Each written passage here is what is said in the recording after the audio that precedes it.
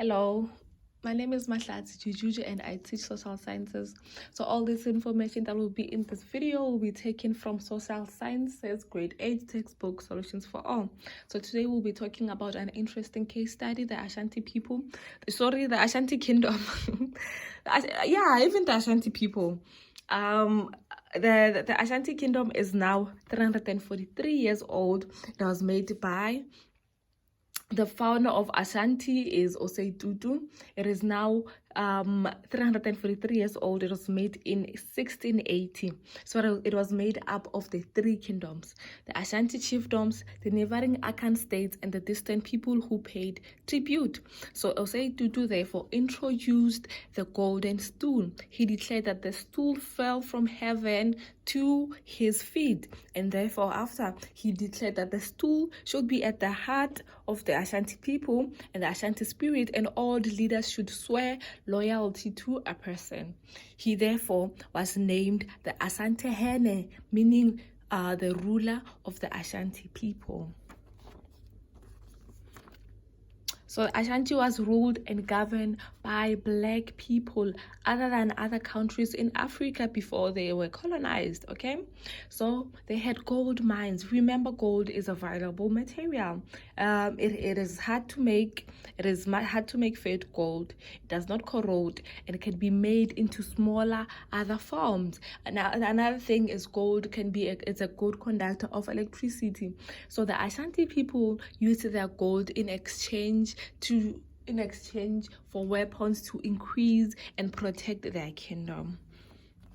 So with that in mind, how did the Ashanti people lose their freedom, their power? Mikey, sharp. So how did the Ashanti people lose their freedom, their power, and being forced to work? Well, it all happened when the Ashanti people made an early contact with the European traders and explorers. So the Portuguese people were the first people to meet with the Ashanti people because they were looking for what? For gold. And also they were exchanged with sharp. So also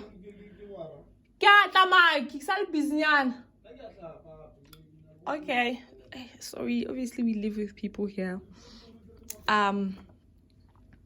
So they made contact with the Portuguese, because the Portuguese wanted gold, and they would exchange their slaves for gold with the Ashanti people. So all went well and all that until the Ashanti people made contact with the British, while the British were colonizing the west of Africa.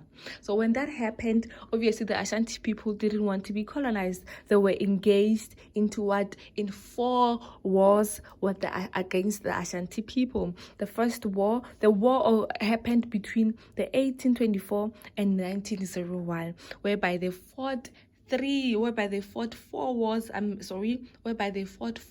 the Ashanti people. The Ashanti people won 3 wars. In the last war, that's when they lost their freedom and their power.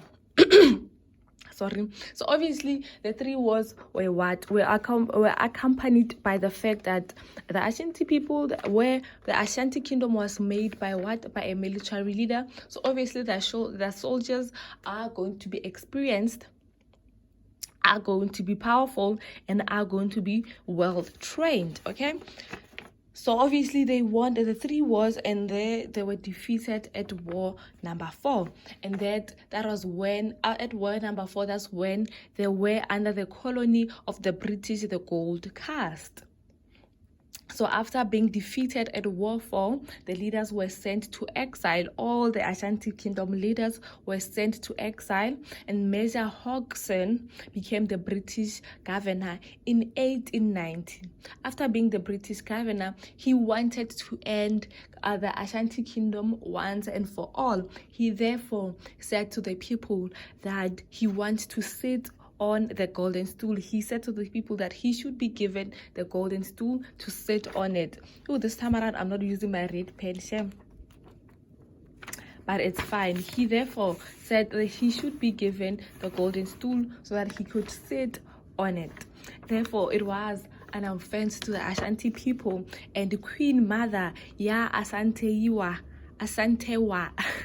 pursued the Ashanti people to fight back because of that offense Major Hodgson made. It was then declared the war. It was then declared that there should be a war against the Golden Stool. The war was named. It was named the Golden Stool. So in 1901, the British defeated Ashanti, and the kingdom. It was then broken for good. So it was then the Ashanti people were now became the slaves. They were now lost their freedom, their power, and forced to work. Ashanti people also lost their rights. So this is how the Ashanti people lost everything. So let me just sum up everything that we talked about. So we talked about the Ashanti kingdom, right? And when it was made by Osei Tutu. It had 3 kingdoms: the Ashanti chiefdoms, neighboring Akan states, distant people who paid tribute. He then, the founder of the Ashanti kingdom, introduced what? The Golden Stool. He said the Golden Stool should be the heart and the spirit of the Ashanti people. He then said the Golden Stool fell from the heaven to his feet. It was governed and ruled by what? By the black people. They had a lot of gold mines. Hence, they were able to do what? Hence, they were able to exchange their gold for the strongest and the biggest weapons to protect and to enlarge their kingdom. They made contact with the Portuguese people in the early at the west coast. The Portuguese people wanted what? They wanted gold. So they would exchange their slaves for gold.